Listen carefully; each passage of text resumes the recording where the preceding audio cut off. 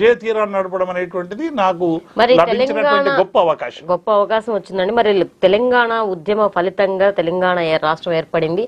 ఏర్పడిన తర్వాత మీరు చెప్పిన సమస్యలన్నీ కూడా తీరాయా ఎంప్లాయీస్ కి సంబంధించి? అంటే తెలంగాణ ఉద్యోగులు అనేటువంటిది కేవలం ఒక ఉద్యోగులకు సంబంధించిన సమస్యలు అనేటువంటిది ఒక భాగం మాత్రమే. ఎందుకంటే 1% మాత్రమే ఉన్నటువంటి ఉద్యోగులు. 99% మంది పల్లెల్లో ఉన్న మా చెల్లెలు, అక్కలు, అన్నలు, తమ్ములు, మామలు, బావలు అందరూ కూడా సమాజంలో ఉంటారు. వాళ్ళు రైతులు, వాళ్ళకి సరైనటువంటి కరెంటు రావాలి, సరైనటువంటి వ్యవసాయానికి అనుగుణమైనటువంటి నీళ్లు రావాలి, వాళ్ళకు ఉపాధి దొరకాలి, వారికి పనులు కావాలి. అంటే తెలంగాణ సమాజం అంతా కూడా ఒక కల్లోలితంగా ఉన్నటువంటి నేపథ్యంలో అవి పరిష్కరించాలి. అందుకే మా నినాదం కూడా ఏంటంటే జీతం కోసం పిఆర్సి, జీవితం కోసం తెలంగాణ అనేటువంటి నినాదం ఇచ్చి మేము ఆ తెలంగాణ ఉద్యమంలో పాల్గొన్నటువంటి నేపథ్యాన్ని చూసాం. కాబట్టి ఒక్కసారిగా మనం 2014 కంటే ముందు చూసుకుంటే తెలంగాణలో నీళ్ళు లేవు, తెలంగాణలో కరెంటు లేదు, తెలంగాణలో సరైనటువంటి ఉపాధి లేదు.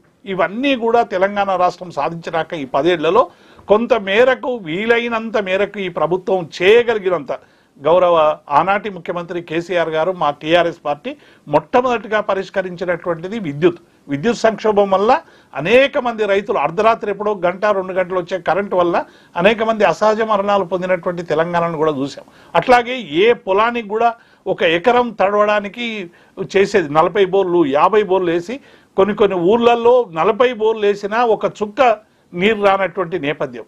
ఇవన్నీ కూడా గమనించి కేసీఆర్ గారు 14 సంవత్సరాల ఉద్యమ ప్రస్థానంలో తెలంగాణ వచ్చిన తర్వాత ఏం చేయాలనేటువంటిది నిర్ణయించి నీళ్ల కోసం, విద్యుత్ కోసం ఒక సంస్కరణలు చేయాలని చెప్పి వారు చేసి 24 గంటల విద్యుత్ 6 నెలల కాలంలోనే తీసుకొచ్చి నాణ్యమైనటువంటి విద్యుత్. అంతకుముందు పొలాలకి వైండింగ్లు వేసి ఊళ్ళల్లో కరెంటు మోటార్ల వైండింగ్లకే తమ భూములు అమ్ముకున్నటువంటి నేపథ్యాన్ని చూసాం.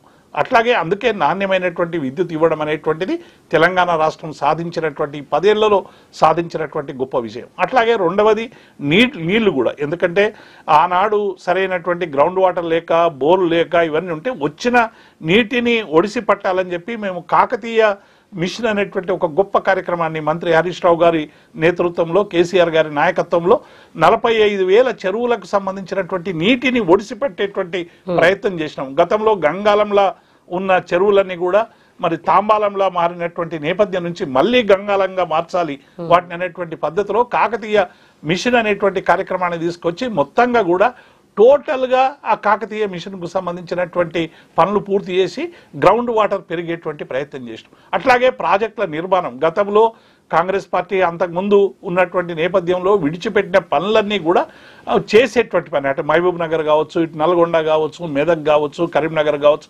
అట్లాగే కాళేశ్వరం ప్రాజెక్ట్ నిర్మాణం గతంలో ప్రాణహిత చేవెళ్ళ ప్రాజెక్ట్ అనేటువంటి నిర్మాణానికి వారు కాంగ్రెస్ పార్టీ ప్రయత్నం చేసినా సరైనటువంటి నిర్మాణం కాలేదు. కాబట్టి ఆ నిర్మాణం చేయాలని కాళేశ్వరం ప్రాజెక్టు కూడా నిర్మాణం చేసి లక్షలాది ఎకరాలకు నీళ్లు ఇవ్వడం వల్ల ఇవాళ గ్రౌండ్ వాటర్ అనేటువంటిది విపరీతంగా పెరిగి రైతులందరూ కూడా మీరు ఒక్కసారి పరిశీలిస్తే దేశంలో పండిన అన్ని పంటల్లో కంటే కూడా ఇక్కడ వరి ధాన్యం అనేటువంటిది అన్ని పంజాబ్ తర్వాత మన రాష్ట్రమే అనేటువంటిది లెక్కలు చెప్తా ఉన్నాయి. కాబట్టి ఈ 10 ఏళ్లలో ఒక అద్భుతమైనటువంటి విజయం, అంటే మేము చేయగలిగినంత చేశామనేటువంటి తృప్తి మాకు మిగిలిందనేటువంటి విషయం వాస్తవం. మరి అంత ప్రగతిని సాధిస్తూ అంటే